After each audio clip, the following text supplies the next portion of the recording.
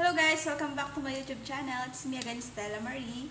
At napakatagal na since nang last na nag-upload ako ng video sa YouTube. And now, ang gagawin ko is magdi-DIY ako ng hair color. Kasi masyado nang mahaba yung itim sa buhok ko. Ito na siya. So, nakagraduate na din ako. Yay! And kailangan ko na magkukulay. Kasi hindi na siya sa akin bagay yung black. At ngayon, ang binili kong pakulay is si medium brown ni Bremon. Nakikita ko kasi ito lagi sa YouTube. Ito yung ginagamit nila. And sabi nila, ito daw yung pangkulay na to is hindi nakaka-dry ng hair. So, try natin. At mas effective daw tong kumulay compared sa iba pang mga pangkulay sa buhok. At akala ko itong Bremon may mga kasamang gloves, gano'n. Yung pala, siya lang mag-isa. Ito lang yung laman niya. At si developer. So, yan. Start na natin. Kumuha na lang ako ng mga gamit ko dito sa bahay para i-mix to. And, yun, start na natin. Tingnan natin mamaya kung ano yung magiging result.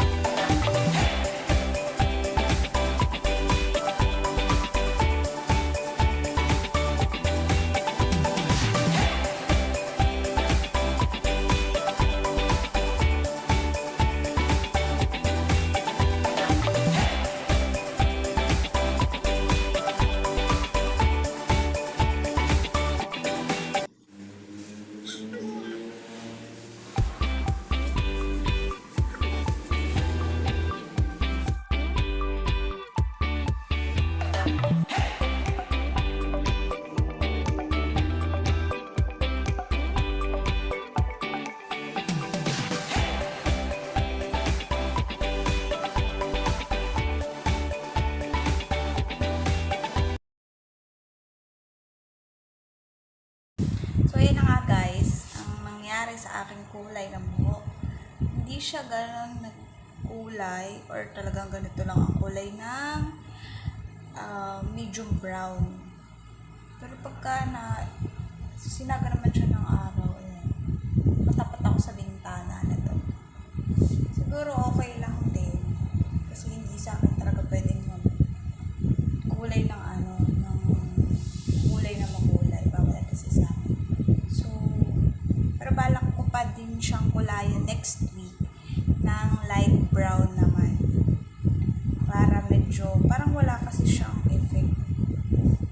Parang alang nagbago.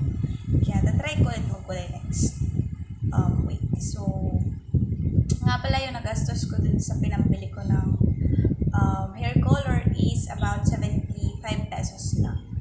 Yeah, sulit na din. Okay na din. So, ulitin ko na lang next week and update ko na lang din ulit kayo if na anong magiging resulta no kulay na buhok ko next week. So, thank you for watching guys. Don't forget to subscribe to my channel and click the notification below para updated kayo sa mga videos ko. Thank you! Bye-bye!